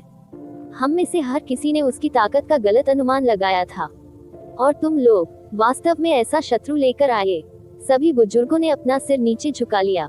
उनके रंग कभी कभी भयानक रूप से पीले और कभी कभी राख जैसे होते थे। फेन येज्यू की छाती हिल गई और उसने गंभीर स्वर में बोलना जारी रखा। यूचे पर कई चीजों को सामान्य ज्ञान का उपयोग करके नहीं मापा जा सकता है। पिछले दिनों में वह स्पष्ट रूप से भारी चोटों के साथ चले गए थे, लेकिन केवल एक दिन के भीतर उनकी चोटें और ताकत दोनों वास्तव में पूरी तरह से ठीक हो गईं। चोटों से उबरने के लिए उनके पास कुछ विशेष गुप्त कलाएं होनी चाहिए। इस बार उसे मुझसे हल्की चोट नहीं लगी, लेकिन शायद वह अभी भी पिछली बार की तरह ही हो सकता है और बहुत कम समय में ठीक हो सकता है। जब वह समय आएगा तो वह दिन होगा जब मेरी जलता हुआ स्वर्ग कबीला नष्ट हो गया। जैसे ही फेन येज्यू ने ये शब्द बोले, सभी का रंग तुरंत पीला भूरा हो गया। ये शब्द किसी और से नहीं आए, बल्कि स्वयं ग्रैंड क्लान मास्टर द्वारा व्यक्तिगत रूप से कहे गए थे। और उसने जो कहा वह भी क्रूर सत्य था, जिसे झुठलाया ही नहीं जा सकता था। ग्रैंड एल्डर गिर गया था, haven fire star Warring formation नष्ट हो गया था और ग्रैंड क्लैन मास्टर गंभीर रूप से घायल हो गया था। अगर यूचे ने उन पर दोबारा हमला किया तो वे वास्तव में उसका विरोध करने लायक कुछ भी सामने नहीं ला पाएंगे। पिताजी, अब हमें क्या करना चाहिए? हमारे बनिंग हेवन कबीले के हजारों वर्षों के जमीनी कार्य को ऐसे ही कैसे नष्ट किया जा सकता है? अन्यथा जब हम मृतकों की दुनिया में अपनी पीढ़ियों के पूर्वजों से मिलेंगे तो हमारा क्या मुंह होगा? फेन डुआनहुन ने अपनी मुट्ठियां कसकर भींच ली और कहा, फिलहाल 2 समाधान हैं। फेन येज्यू ने कहा। फेन डुआनहुन और बुजुर्गों ने तुरंत अपना उत्साह बढ़ाया। उनके चेहरे पर आशा एक बार फिर प्रकट हुई जब उन्होंने उत्सुकता से पूछा, क्या समाधान? फेन येज्यू ने एक लंबी सांस छोड़ी और धीरे से धीमी आवाज में बोला, इस आपदा में हम पहले से ही घावों से भरे हुए हैं, अब बचाव करने की शक्ति नहीं है। फिलहाल हम केवल दूसरों से मदद मांग सकते हैं, और यूचे की ताकत के साथ केवल heavenly sword villa, frozen cloud ash gourd और जियोसेक्ट के पास ही इस आपदा को हल करने की शक्ति होगी। फ्रोजन क्लाउड एसगार्ड की हमसे न तो कोई दुश्मनी है और न ही कोई परोपकार, और न ही हमें विवादों में हिस्सा लेना कभी पसंद आया। इस प्रकार फ्रोजन क्लाउड एसगार्ड से मदद मांगने का कोई परिणाम नहीं होगा। तब हम केवल हेवनली स्वॉर्ड विला और जियोसेक्ट से मदद मांग सकते थे। हेवनली स्वॉर्ड विला के ग्रैंड विला मास्टर लिंग तियानी के साथ मेरी गहरी दोस्ती थी, और वहाँ एक समय था जब हम शराब पीते थे। मैं हंसते हुए पीता था। कहा कि अगर बनिंग हेवन कबीले को निराशा का सामना करना पड़ा तो मुझे उम्मीद थी कि वह निश्चित रूप से हमारी मदद करेंगे, और उस समय उन्होंने हंसते हुए सहमति भी दी। लिंग तियानी, सार्वजनिक रूप से मान्यता प्राप्त नंबर 1 ब्लू विन की गहन खेती की दुनिया, स्वॉर्ड सेंट लिंग तियानी। ये नाम सभी के कानों में गड़गड़ाहट के साथ गूंज उठा, जिससे सभी के चेहरों पर खुशी का आश्चर्य झलकने लगा। उन्होंने कभी उम्मीद नहीं की थी कि फेन येज्यू की वास्तव में इस ब्लू विन नंबर 1 के साथ ऐसी दोस्ती थी, और यहाँ तक कि बनिंग हेवन कबीले पर आपदा आने पर मदद करने का वादा भी किया था। यदि लिंग तियानी वास्तव में मदद करता और कार्य करता तो बनिंग हेवन कबीले की आपदा निस्संदेह यहीं हल हो जाती। भले ही युनचे अप्रत्याशित रूप से शक्तिशाली था, फिर चाहे कुछ भी हो, वह लिंग तियानी का मुकाबला नहीं कर सकता था। इसके अलावा लिंग तियानी की पीठ के पीछे विशाल स्वर्गीय तलवार विला था। ठीक है, मैं समझता हूँ। मैं तुरंत हेवनली स्वॉर्ड विला के विला मास्टर लिंग यूफेंग को आवाज भेजूंगा और उससे हेवनली स्वॉर्ड के ग्रैंड विला मास्टर को संदेश भेजने के लिए कहें। फेन डुआनहुन ने कुछ उत्साह से कहा। अभी खुश मत होइए, फेन येज्यू ने धीरे से कहा। लिंग तियानी और मैं कुछ दर्जन वर्षों से नहीं मिले थे। उनका स्वभाव हमेशा उदासीन रहा है और 20 वर्षों तक दुनिया से दूर रहने के बाद शायद उनका दिल पहले से ही खाली है और अब वह सांसारिक मामलों को छूना नहीं चाहते हैं। वह सहायता करने को तैयार होगा या नहीं, यह अज्ञात है। जहाँ तक जियो संप्रदाय की बात है, भले ही उस समय मेरी जियो बुकिंग के साथ कुछ मित्रता थी, लेकिन वह घनिष्ठता से बहुत दूर थी। यदि जियो संप्रदाय को यूचे की ताकत के बारे में पता था, तो उन्हें निश्चित रूप से हमारे लिए इतने भयानक दुश्मन को नाराज नहीं करना चाहिए। भले ही हम इन दोनों तरीकों को आजमा सकते हैं, लेकिन आशा स्पष्ट है। कोशिश किए बिना हमें कैसे पता चलेगा कि यह काम नहीं करेगा। फेन डुआनहुन की भौहें कड़ी हो गई थी, लेकिन उनकी अभिव्यक्ति में अब पहले वाली उदासी नहीं थी। मुझे यकीन नहीं है कि तलवार संत कार्रवाई करेंगे या नहीं, लेकिन जियो संप्रदाय की ओर से वे निश्चित रूप से अपना हाथ बढ़ाएंगे। फेन येज्यू ने अपना सिर घुमाया और उसकी ओर देखा। उसके चेहरे पर एक हैरान भाव उभर आया। फेन डुआनहुन ने तुरंत कहा, पहले यूचे के बारे में हर चीज की जांच करते समय हमें अनजाने में पता चला कि उसे अपने घर से बाहर निकालने का मुख्य कारण ये था कि उस पर जियो संप्रदाय के मास्टर जियो जुएटियन के चौथे बेटे जियो कुंगयुन द्वारा मुकदमा चलाया गया था, क्योंकि जियो कुंगयुन उस समय अपनी पत्नी को पकड़ना चाहता था और साथ ही अपनी चाची पर हाथ डालना चाहता था। फेन येज्यू की आंखों में भाव आ गए। वास्तव में ऐसी कोई चीज थी, वहाँ वास्तव में था। फेन डुआनहुन ने सिर हिलाया। यूचे ने हमारे बनिंग हेवन कबीले को नष्ट करने की कसम खाई थी, सिर्फ इसलिए क्योंकि हमने उसके परिवार का अपहरण कर लिया था। ये देखा जा सकता है कि वह एक ऐसा व्यक्ति है जो अपने परिवार को अत्यधिक महत्व के साथ देखता है और साथ ही एक बेहद संकीर्ण सोच वाला व्यक्ति है जो किसी भी छोटी मोटी शिकायतों पर बदला लेगा। और जियो कुंगयुन और उसके बीच इतनी बड़ी दुश्मनी हो गई थी, तो वह अपना प्रतिशोध कैसे नहीं ले सकता था। यदि जियो कुंगयुन सिर्फ एक साधारण जियो संप्रदाय का शिष्य होता तो ये ठीक होता और सब कुछ, लेकिन वह संप्रदाय गुरु का पुत्र है। यूचे और पूरे जियो संप्रदाय के बीच शिकायत में बदलने के लिए बस इतना ही काफी होगा। लेकिन ऐसा लगता है कि वर्तमान जियो संप्रदाय ने अभी तक इस पर ध्यान नहीं दिया था। यदि जियो संप्रदाय को इसके बारे में पता था और छोटी छोटी शिकायतों पर बदला लेने के यूचे के व्यक्तित्व के बारे में भी पता था, अगर मैं जियो जुएटियन होता तो मैं निश्चित रूप से बेचैनी महसूस करते हुए बैठकर यूचे के उनसे मिलने का इंतजार करना नहीं चुनता, खाना खाते और सोते समय। इसके बजाय मैं अभी सेना में शामिल होने और यूचे को मारने के लिए हमला करने का मौका लूंगा। मैं तुरंत हेवनली स्वॉर्ड विला और जियो सेक में ध्वनि संचारित करने जाऊंगा। उसी समय जियो संप्रदाय के भीतर, आपने क्या कहा? क्या ये सचमुच सच है? जियो जुएटियन ने हैरान स्वर में कहा और उठ खड़ा हुआ।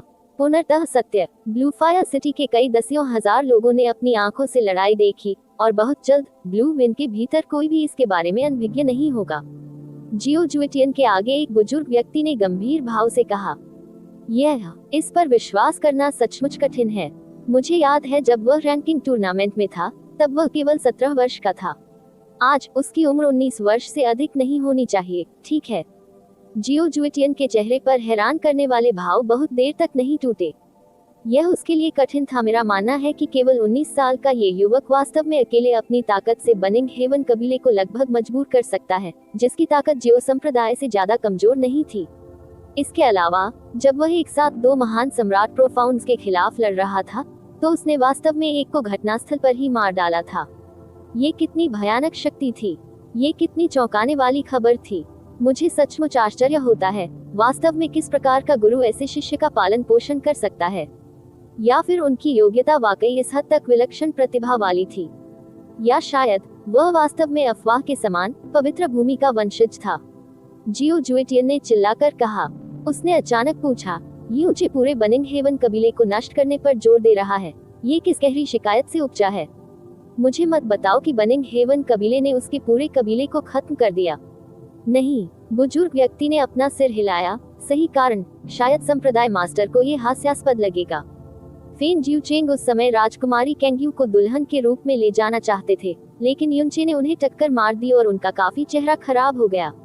बनिंग हेवन कबीला बदला लेने के लिए युनचे को ढूंढना चाहता था। ऐसा लग रहा था कि वह बहुत जल्दबाजी में था और इस तरह फ्लोटिंग क्लाउड सिटी, जहां युनचे का जन्म हुआ था, से उसके परिवार के 2 सदस्यों का अपहरण करने की घृणित विधि का इस्तेमाल किया ताकि उसे जाने का लालच दिया जा सके। जलते हुए स्वर्ग कबीले। इस वजह से युनचे बहुत क्रोधित हो गया और उसने जलते हुए स्वर्ग कबीले को नष्ट करने की शपथ ली। हम बनिंग हेवन क्लैन ने वास्तव में ऐसी पूरी तरह से घृणित पद्धति का इस्तेमाल किया। जियो जुएटियन ने तिरस्कार के साथ ठंडी आवाज में कहा, क्या ऐसा हो सकता है कि उसके परिवार के 2 सदस्यों को बनिंग हेवन क्लैन द्वारा मार दिया गया हो? नहीं, उसके परिवार के दोनों सदस्य सुरक्षित और स्वस्थ थे, लेकिन सिर्फ इसलिए कि बनिंग हेवन कबीले ने उसके परिवार के सदस्यों का अपहरण कर लिया था, वह उनके पूरे कबीले को खत्म करना चाहता था। बुजुर्ग व्यक्ति ने अपना सिर उठाया और सतर्क स्वर में कहा, स्पष्ट रूप से यह एक ऐसा व्यक्ति है जो किसी भी छोटी मोटी दुश्मनी का बदला ले सकता है, और एक बार जब वह दुश्मनी पाल लेता है तो पागल की तरह हो जाएगा। हम निश्चित रूप से उकसा नहीं सकते उसे। बेशक हम उसे उकसा नहीं सकते। जियो जुएटियन ने सिर हिलाया। एक व्यक्ति जो बनिंग हेवन कबीले को खुद एक हताश स्थिति में मजबूर कर सकता है, जिसकी विकास की गति बेहद भयानक है। भले ही हम दोस्त नहीं बन सकते, हम उसे बिल्कुल दुश्मन नहीं बना सकते। कल सुबह की बैठक में पूरे संप्रदाय को ये घोषणा करना याद रखें कि अब से जब भी हम युचे या उनसे संबंधित किसी से मिलेंगे तो सभी को उनसे अच्छी दूरी बनाकर रखनी होगी। भले ही कोई कमजोर व्यवहार करे, फिर भी वह उसे ठेस नहीं पहुंचा सकता। ब्लू विंड के 4 अधिपतियों में से एक के रूप में जियो संप्रदाय को कभी भी बाहरी लोगों से डरने की जरूरत नहीं थी, लेकिन बनिंग हेवन कबीले के खूनी उदाहरण ने उसे युनचे के प्रति गहरा भय पैदा नहीं करने में असमर्थ बना दिया, यहाँ तक कि भय और विस्मय की हद तक भी। इस समय काली पोशाक में एक बुजुर्ग व्यक्ति ने जल्दी से प्रवेश किया और आग्रहपूर्ण स्वर में कहा, संप्रदाय मास्टर फेन डुआनहुन ने अभी अभी हमें ध्वनि प्रेषित की है और इस ओर से पूछा कि चूंकि बनिंग हेवन कबीले हमेशा हमारे साथ मैत्रीपूर्ण शर्तों पर रहे हैं, संप्रदाय कृपया युन चे के खिलाफ बचाव में उनकी सहायता करें। ये सुनकर जियो जुएटियन को कोई आश्चर्य नहीं हुआ। वह उदासीनता से हंसा और कहा, इस पर ध्यान देने की कोई आवश्यकता नहीं है। मेरे जियो संप्रदाय और बनिंग हेवन कबीले की दोस्ती उस हद तक अच्छी नहीं है जहां हम किसी ऐसे व्यक्ति को उकसाएंगे जो संप्रदाय पर विनाश ला सकता है। लेकिन काले कपड़े पहने बुजुर्ग व्यक्ति ने बड़ी मुश्किल से लार का एक कौर निगलते हुए कहा, फेन डुआनहुन ने कहा, उसने कहा कि बनिंग हेवन कबीले को बदला लेना होगा। उनके पूरे कबीले को सिर्फ इसलिए नष्ट कर दिया गया क्योंकि उन्होंने उसके परिवार का अपहरण कर लिया था, तो युचे की हमारे खिलाफ दुश्मनी सैकड़ों गुना गहरी हो जाएगी। अगर बनिंग हेवन कबीले के विनाश के बाद हमने उनकी मदद नहीं की तो ये हमारा जियो होगा संप्रदाय की बारी। जियो जुएटियन की भौहें बुरी तरह से तंग गईं। बहुत सारी बकवास। मेरे जियाओ संप्रदाय और युचे के बीच कभी कोई शिकायत और द्वेष नहीं था, दुश्मनी कहां से आ गई? हमें कार्य करने के लिए इतने निम्न स्तर के मंद शब्द भी वास्तव में फेन डुआनहुन के मुंह से निकल सकते हैं। काले कपड़े पहने बुजुर्ग व्यक्ति ने अपने माथे पर ठंडा पसीना पोंछा। जैसे ही उसकी आवाज कांपने लगी, संप्रदाय मास्टर, क्या आपको अभी भी याद है कि 3 साल पहले बुजुर्ग जियो झेंग के निधन से पहले वह लगातार उस खून के धागे के बारे में सोचता था जो उसने छोड़ा था? तैरता हुआ बादल शहर और भीख मांगी सेक्ट मास्टर एक व्यक्ति को जियो संप्रदाय में वापस ले जाएगा, और उस समय सेक्ट मास्टर ने जिस व्यक्ति को भेजा था वह सबसे कम उम्र का मास्टर था। उस समय सबसे कम उम्र के मास्टर के साथ जो व्यक्ति वहां गया था वह पूर्वी मंडप का प्रमुख जियो मोशान था। जब यह गेस्ट मास्टर वापस आया तो जियो मोशान ने मुझे पहले बताया था कि जब यह गेस्ट मास्टर वहां था तो उसने अपनी नवविवाहित पत्नी और उसकी चाची पर हाथ उठाने के लिए वहां एक युवा शिष्य के खिलाफ साजिश रची थी, और यहाँ तक कि उस व्यक्ति को मजबूर भी किया था, हमेशा के लिए निर्वासित किया जाना अंत में उसका घर। और वह व्यक्ति आज का युचे है। जैसे ही काले कपड़े पहने बुजुर्ग व्यक्ति ने आखिरी वाक्य बोला, ऐसा लगा मानो जियो जुएटियन के सिर में बम फट गया हो। वह तुरंत अपने पूरे शरीर के साथ कांपते हुए खड़ा हो गया, क्योंकि उसके चेहरे की सभी मांसपेशियां हिंसक रूप से एक साथ मुड़ गईं। क्या किया? आपने कहा, देवताओं के विरुद्ध अध्याय 350 जियो संप्रदाय की पसंद। आप ऑडियो बुक्स 108 देख रहे हैं। धोखेबाजों से सावधान रहें। अध्याय 350 जियो संप्रदाय की पसंद। यह मामला वास्तविक सत्य है। फेन डुआनहुन ने जो कहा था वह लगभग वैसा ही है जैसा कि जियो मोशान ने मुझे बताया था। 3 साल पहले युचे का नाम युचे नहीं बल्कि जियोचे था। अपने घर से निर्वासित होने के बाद ही उन्होंने अपना नाम बदला। वह सबसे कम उम्र के मास्टर थे। पर्याप्त। जियो जुएटियन इतने गुस्से में थे कि उनका पूरा शरीर कांप रहा था। उसकी आंखें लगभग आग उगल रही थीं। अभी एक क्षण पहले वह अभी भी युनचे के मामले को लेकर बेहद सदमे में था और बनिंगहेवन कबीले की दयनीय मुठभेड़ पर कुछ हद तक खुश भी था। लेकिन पलक झपकते ही उसने नीले आकाश से ऐसी आवाज सुनी थी। यदि यह वास्तविक था और यदि युनचे वास्तव में उस समय का व्यक्ति था, तो मामला निस्संदेह उसकी दांत पीसने वाली नफरत का होगा। यह आक्रोश कम से कम उसके परिवार के सदस्यों के अपहरण से कहीं अधिक होगा। बनिंगहेवन कबीले को कबीले के विनाश का बदला मिला क्योंकि उन्होंने उसके परिवार के 2 सदस्यों का अपहरण कर लिया था। और अगर ये सब सच था, युनचे द्वारा फेन येजियो को भारी रूप से घायल करने और अकेले फेन जिया को मारने की खबर एक बार फिर से जियो जुएटियन के मस्तिष्क में गूंज गई और यहाँ तक कि उसे, जो संप्रदाय का स्वामी था, अनियंत्रित रूप से कांपने लगा। भले ही फेन जिया सम्राट प्रोफाउंड के भीतर थोड़ा कमजोर था, दूसरी ओर फेन येजियो एक ऐसा प्राणी था जिसकी ताकत पूरी तरह से जियो संप्रदाय के ग्रैंड संप्रदाय मास्टर जियो बुकिंग के बराबर थी। अभी उसमें उस समय की नाराजगी का बदला लेने की पूरी क्षमता थी और उसके उस स्वभाव के साथ उनके दरवाजे पर आना लगभग निश्चित था। तुरंत जाओ उस जियो मोशान को यहाँ बुलाओ, फेन जुएटियन ने अपने दांत पीसते हुए कहा, क्योंकि उसकी अभिव्यक्ति गहरी हो गई थी।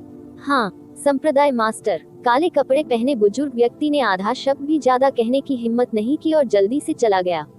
बहुत जल्द जियो मोशान तेज कदमों से अंदर चला गया। सैक्ट मास्टर द्वारा वास्तव में उसके जैसे ईस्ट पवेलियन बटलर को बुलाने से वह असहज और भ्रमित दोनों हो गया। जैसे ही उन्होंने मुख्य मंडप में प्रवेश किया, उन्होंने जियो जुएटियन की अभिव्यक्ति देखी जो बारिश के बादलों की तरह उदास थी। उसका दिल तुरंत धड़क उठा और उसने ध्यान से अपना सिर नीचे करके बोला, जियो मोशान संप्रदाय मास्टर का स्वागत करता है।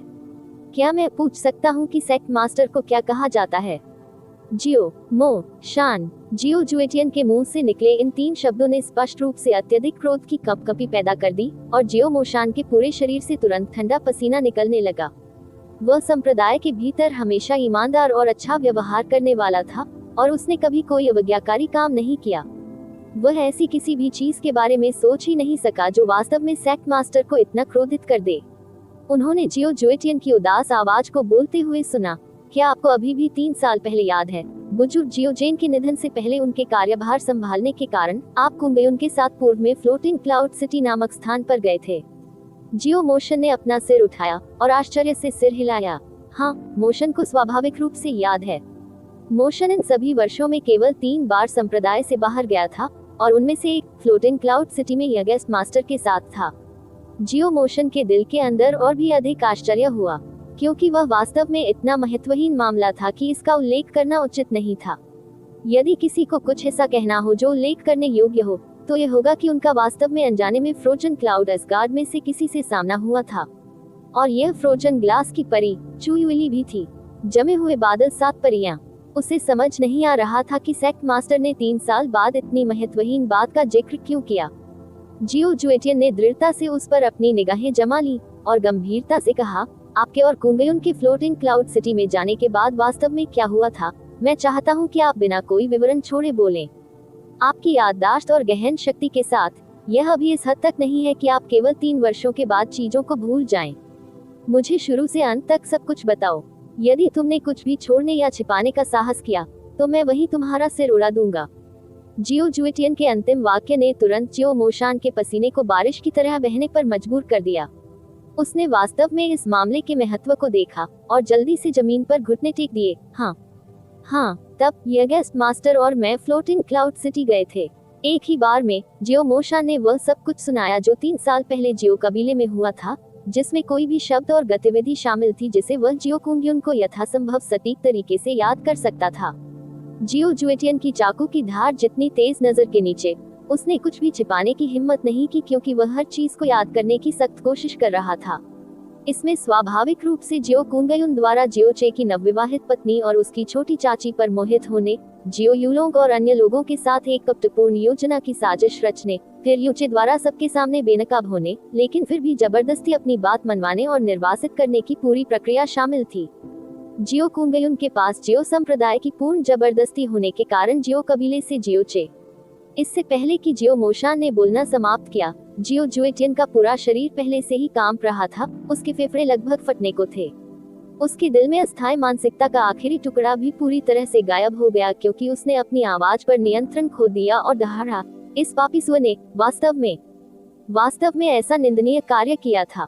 युवा, सबसे छोटा मास्टर युवा और तुच्छ है, और वासनापूर्ण विचार रखने की उम्र में इस तरह की चीजें करना भी समझ में आता था। यह मोशन है जो पर्याप्त सख्त नहीं है, और उसने यह गेस्ट मास्टर के प्रति अपना संयम ढीला कर दिया है। मोशन संप्रदाय मास्टर से कोई भी सजा पाने को तैयार है।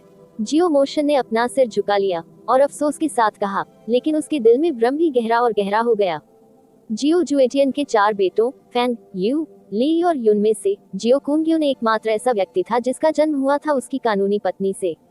चूंकि वह बड़ा होकर बिगड़ेल हो गया था, इसलिए वह पूरे दिन शारीरिक सुखों में डूबा रहता था, और जियो जुएटियन ने इसे यूं ही जाने दिया था। अन्य लोगों की पत्नियों पर हाथ रखने जैसी चीजें जियो कुंगयुन ने कई बार की, और जियो जुएटियन को पता चलने के बाद वह प्रतीकात्मक रूप से कुछ शब्दों के साथ उसकी निंदा करेगा। फ्लोटिंग क्लाउड सिटी में वह मामला, अंत में उसे वह भी नहीं मिला जो वह चाहता था। वह ये नहीं समझ सका कि इस छोटी सी बात के कारण जियो जुएटियन जानबूझकर गुस्से में क्यों आ गया।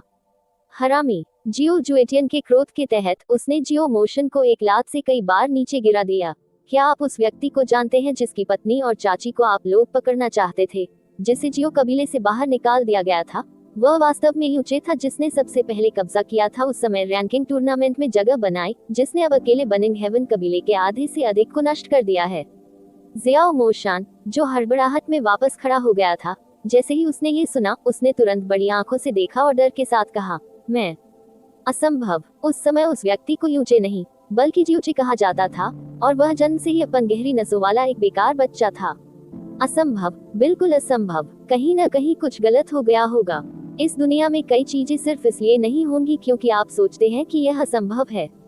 जियो जुएटियन की छाती इस हद तक हिल गई कि वह लगभग फटने वाली थी। उसने अपनी उंगलियों से जियो मोशान की ओर इशारा किया।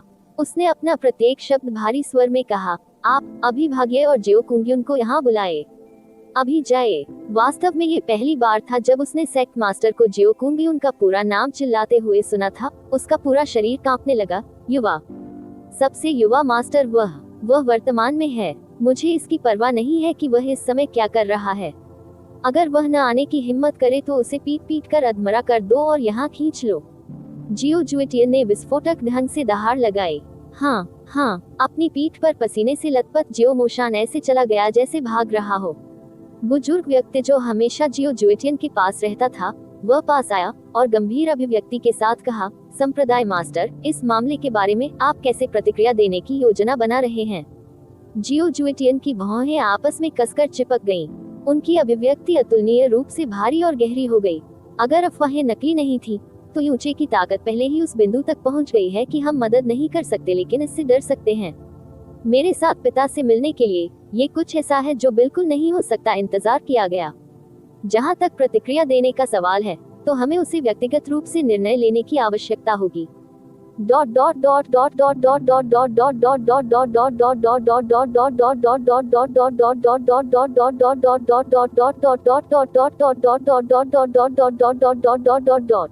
एक सूखे जंगल के भीतर एक छुपे हुए मैदान में यूचे वर्तमान में क्रॉस लेक बैठा था।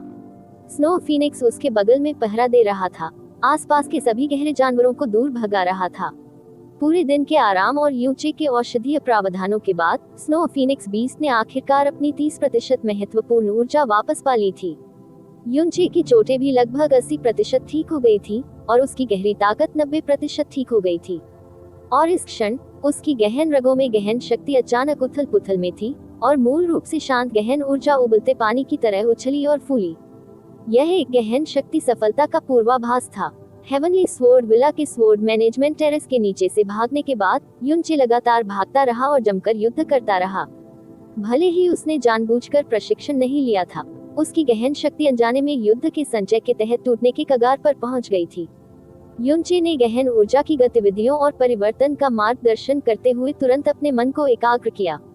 7 मिनट बीत जाने के बाद उसकी गहरी रगों में एक हल्की सी आवाज गूंजी और सारी गहन ऊर्जा का उतार चढ़ाव पूरी तरह से खत्म हो गया और पहले से भी अधिक गाढ़ा और समृद्ध हो गया। युनचे ने अपनी आंखें खोली। उसकी गहन शक्ति भी पूरी तरह से टूट चुकी थी और इस समय पृथ्वी गहन क्षेत्र के 7वें स्तर पर पहुंच गई थी। और उनके लिए हर बार जब उनकी गहन शक्ति बढ़ती है तो ये किसी भी अन्य सामान्य गहन अभ्यासी के साथ एक अलग अवधारणा होगी। दुष्ट ईश्वर के गहन प्रभाव के तहत हर बार जब उसकी गहन शक्ति सफल होती है तो उसकी वास्तविक शक्ति में वृद्धि सामान्य गहन चिकित्सकों की तुलना में कई गुना अधिक होगी।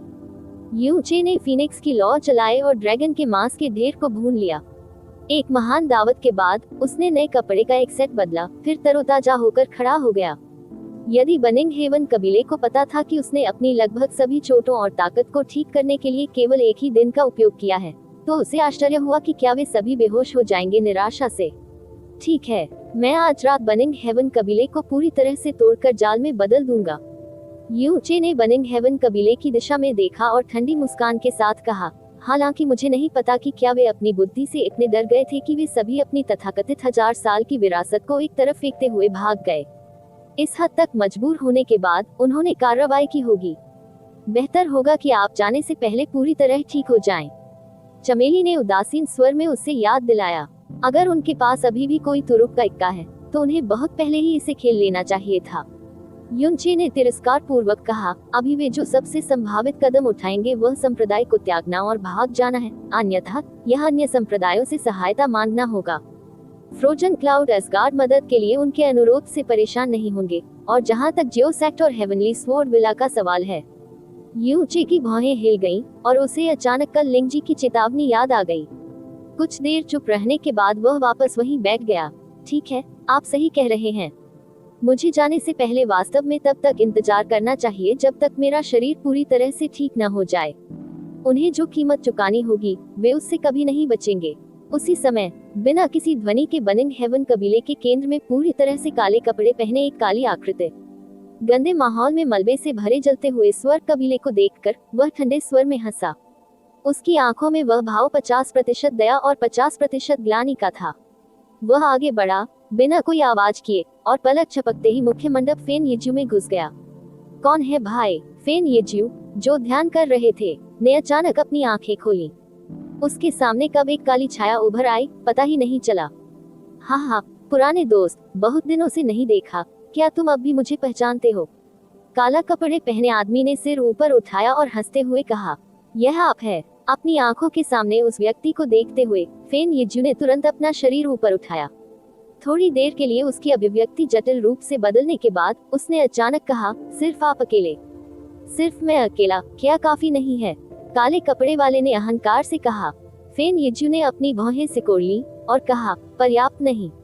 आपने स्पष्ट रूप से युनचे की ताकत को पूरी तरह से कम करके आंका है। वह आपकी कल्पना से कहीं अधिक भयानक है। जैसे ही फेन येज्यू बोल रहा था, उसने अचानक काले कपड़े पहने आदमी की उंगलियों पर 3 बैंगनी रंग की स्थानिक अंगूठियां देखी और उसकी नजर तुरंत कठोर हो गई क्योंकि उसके चेहरे पर खुशी का आश्चर्य प्रकट हुआ। क्या ऐसा हो सकता है? तुम भी लाए हो वो चीजें? उद्धरण चिन्ह। हा। काले कपड़े पहने व्यक्ति ने अपना सिर ऊपर की ओर झुकाकर जोर से हंसा। ग्रैंड सेक मास्टर का आदेश। इस बार युचे हमारा आम दुश्मन है, उसे इस दुनिया से खत्म करना होगा। अगर वह आने की हिम्मत करता है तो मैं निश्चित रूप से यह सुनिश्चित करूंगा कि वह यहाँ से न जाए। इस तरह के और अपडेट के लिए कृपया हमारे चैनल ऑडियो बुक्स 108 को सब्सक्राइब करें और नोटिफिकेशन सक्षम करें। धन्यवाद।